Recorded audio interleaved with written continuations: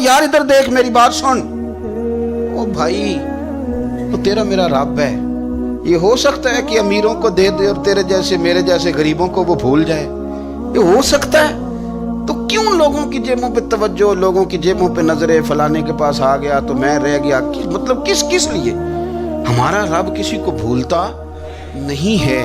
کسی شخص کو وہ میرا مالک اپنے فضل سے نظر انداز نہیں کرتا, وہ سب کو نوازتا ہے. لیکن اس کی حکمت کے تقاضوں کا انتظار کرنا مسلمان کی شان ہے. کبھی کسی حسد میں کبھی کرنا ہو تو رشک کریں, مزہ آئے گا.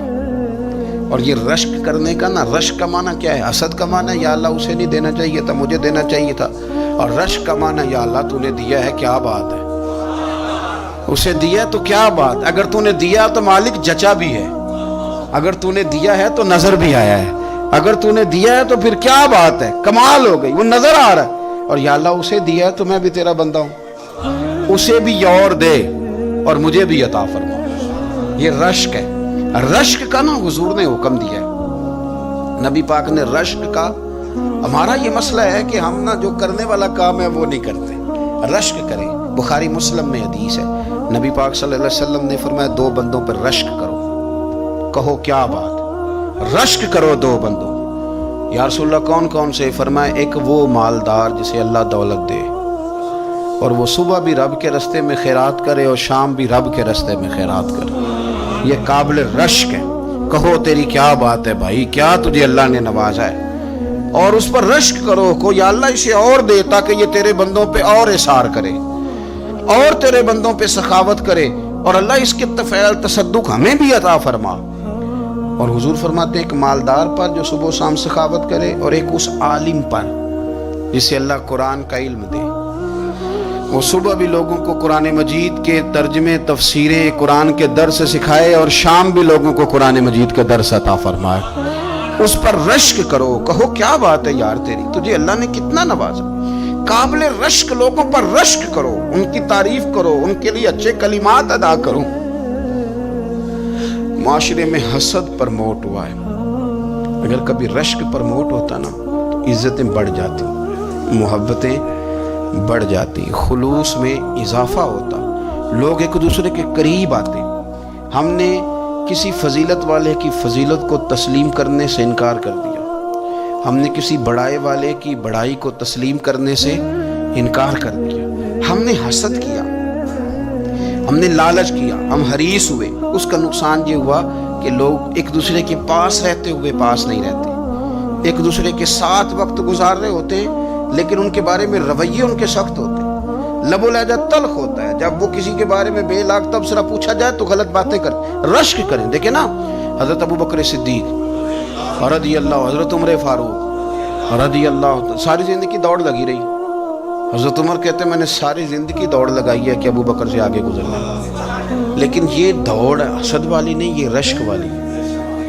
فرماتے میرا دل کرتا تھا کہ میں نیکیوں میں ابو بکر سے آگے گزر جاؤں, حضور کے عشق میں ابو بکر سے آگے گزر جاؤں, نبی پاک علیہ السلام کی اولاد کی محبت میں ابو بکر سے آگے گزر جاؤں, میں خیر کے کاموں میں آگے گزروں. کہتے میرا ساری زندگی رشک کا رشتہ رہا. یہ رشتہ شاندار ہے, اس پر عمل کریں, اس پر توجہ کریں, بجائے اس کے کہ یہ کہنا کہ استاد جی کا فلانے سے زیادہ پیار ہے. پیار کی وجوہات تلاش کر.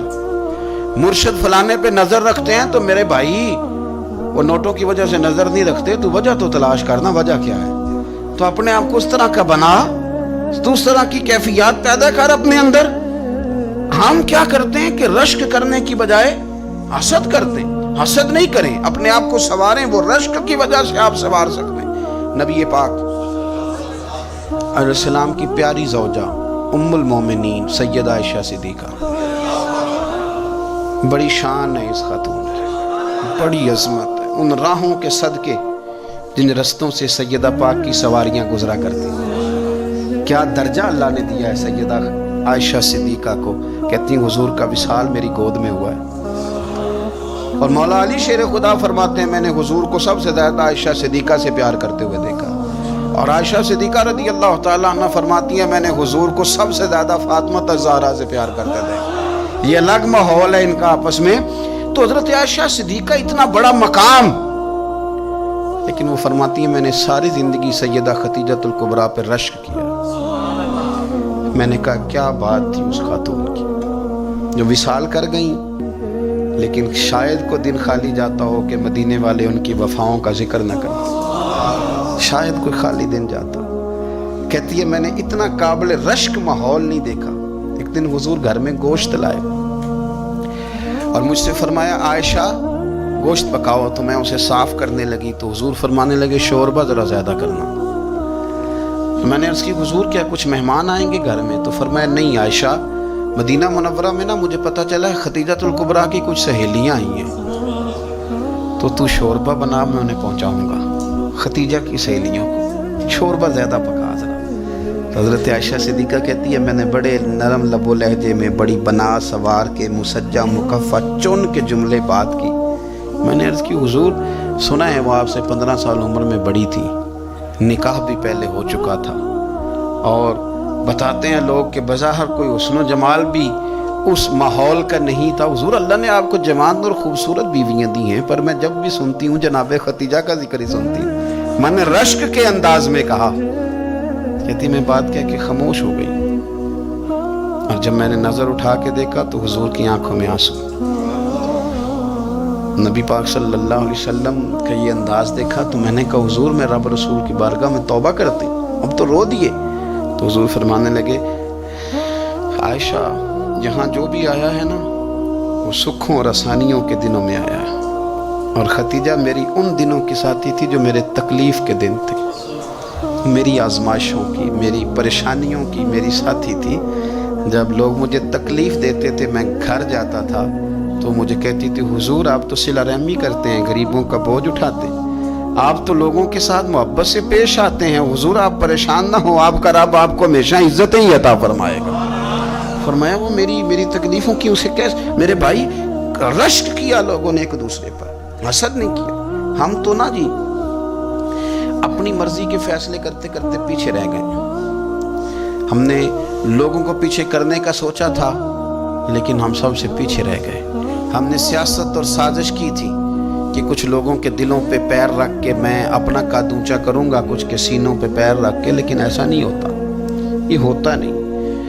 आप किसी की जगह नहीं ले सकते, इसलिए कि रब ने सबकी जगह अपनी अपनी बनाई है, सबकी जगह।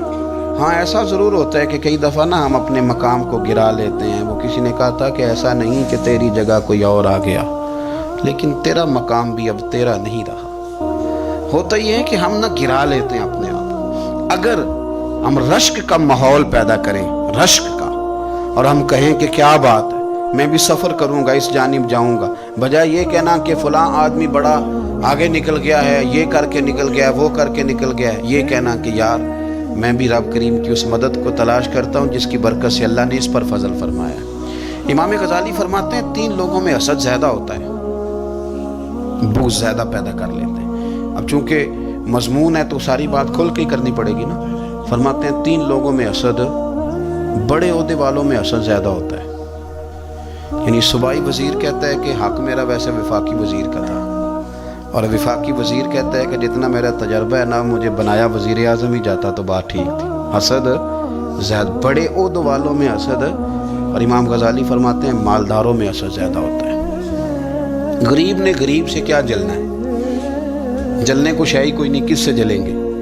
तो गरीब तो बेचारा 4 रोटियां होती हैं तो कहता है चलो ठीक है आ जाओ, दोनों मिल के बैठ जाते हैं। गरीबों के दोस्त भी गरीब, अमीर हसद करते हैं, वो सौदे पे सौदा करते हैं, वो एक दूसरे की कमज़ोरियां बयान करते हैं। मैंने ग्राहकों को नफ़ा लेते देखा, फलाने से माल लेते थे जी, उसने बड़ा तंग किया, तो कहता है इसी तरह का तो मुझसे ख़रीदा कर। लोग इस्तेमाल कर जाते हैं, वजह बीच में क्या होती है, हसद, अदावत, खराबी होती। और तीसरी बात इमाम गज़ाली ने शायद मेरे लिए कही है। इमाम गज़ाली फरमाते हैं उलमा में हसद बड़ा होता है, ओहदेदारों में, मालदारों में और इल्म वाले लोगों में। वो भी अल्लाह की तकसीम पर राज़ी नहीं होते, चूँकि वो समझते हैं मुझे ये लफ्ज़ आते हैं, मेरी काबिलियत ज़्यादा है, मैं ज़्यादा पढ़ा लिखा हूँ, तो ये मनसब भी मेरा था, ये काम भी मेरा था, ये भी मेरे पास होनी चाहिए। ऐसा नहीं होता, ये तो रब करीम की अता है। میں کئی دفعہ کہہ چکا ہوں کہ کام لینے پہ آئے تو میرے جیسے بیکار آدمی سے کام لے لے، یہ اس کی عطا ہے۔ اب ہمیں کرنا کیا ہے؟ ہمیں اس کی تقسیم پر راضی رہنا ہے، اس کی تقسیم پر قربان جائیں۔ رسول پاک علیہ السلام سے صحابی نے پوچھا حضور عزت کیا ہے؟ فرمایا جو رب نے تجھے دیا اس پہ راضی ہو جا، اللہ عزت عطا کر دے گا۔ قناعت کر، جو اللہ نے تجھے دیا اس پر قناعت کر، اللہ تجھے عزت دے دے گا۔ حضور ذلت کیا ہے؟ فرمایا لوگوں سے لالچ نہ رکھنا، تو ذلیل ہو جائے گا، لالچ نہ کر۔ تیزی کے ساتھ پرموٹ ہوتی ہیں چیزیں، ہمیں سازش کرنی آتی ہے۔ ہمارا خیال ہوتا ہے کہ میں نے دوسروں کے پیسوں پہ کاروبار کرنا ہے، ہمارا خیال ہوتا ہے کہ پالٹی ڈال کے روٹی کھانی ہے، ہمارا خیال ہوتا ہے کہ کسی بندے کو کس طرح استعمال کرنا ہے۔ یاد رکھ لینا، کبھی بات نہ بھولنا، جو لوگوں کو استعمال کرنا چاہتا ہے وہ ساری زندگی استعمال ہوتا رہتا ہے۔ جو کسی شخص کو کسی مقام پر رسوا کرنا چاہتا ہے اپنی عزت بچا نہیں پاتا۔ جو آدمی لوگوں کو حقیر جانتا ہے اللہ اسے کبھی عزتیں عطا نہیں کرتا، وہ گڑھوں کے اندر گرتا چلا جاتا ہے۔ یاد رکھیں جو عزتیں دینی شروع کر دے رب اسے باعزت بنا دیتا ہے۔ جو پیار کرنا شروع کر دے معاشرے میں لوگ اس سے پیار کرنے لگ جاتے۔ جو کسی دیکھیں اگر ہم وہاں سے مانگے جہاں سے سب کو ملتا ہے تو پھر بندوں پر اتنی نظر رکھنے کی ضرورت باقی رہتی نہیں ہے۔ ادھر دیکھیں رشک کریں گے تو لالچ سے بھی بچیں گے، حسد سے بھی بچیں گے۔ بخاری مسلم میں حدیث ہے، حضرت ابو ہریرہ رضی اللہ تعالیٰ عنہ کہتے ہیں ہم حضور کی بارگاہ میں حاضر تھے تو کچھ غریب لوگ حاضر ہوئے، غربا۔ انہوں نے عرض کی یا رسول اللہ صلی اللہ علیہ وسلم میں گزارش کرنے آئے۔ حضور نے فرمایا کہو۔ یا رسول اللہ امیر تو ہم سے آگے نکل گئے۔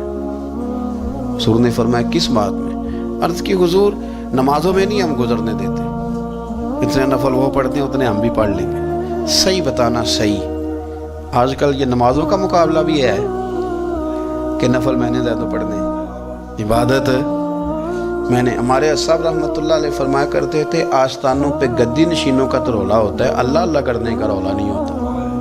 یہ تو شور ہوتا ہے کہ سجادہ میں ہوں سجادہ، اور سب نے کوئی نہ کوئی کہانی سنائی ہوتی ہے، کہتے نہیں ابا جی مجھے کہہ گئے تھے کان میں، دوسرا کہتا نہیں مجھے لکھ کے دے گئے، تیسرا کہتا تمہیں تو پتہ ہی نہیں، تم تھے ہی نہیں، عمرے پہ تو میرے ساتھ گئے تھے۔ جو میرے ساتھ ان کا معاہدہ ہوا وہ خانہ کعبہ میں ہوا ہے، لہذا میرا پہلا نمبر ہے۔ سب کے پاس کوئی نہ کوئی معاملہ ہوتا ہے، یہ سارے کام کوئی ضروری نہیں۔ ضروری کیا ہے کہ وہ جو کہتے تھے کرو، جس نے سب سے زیادہ کر کے دکھایا ہے وہ زیادہ جانشین ہے۔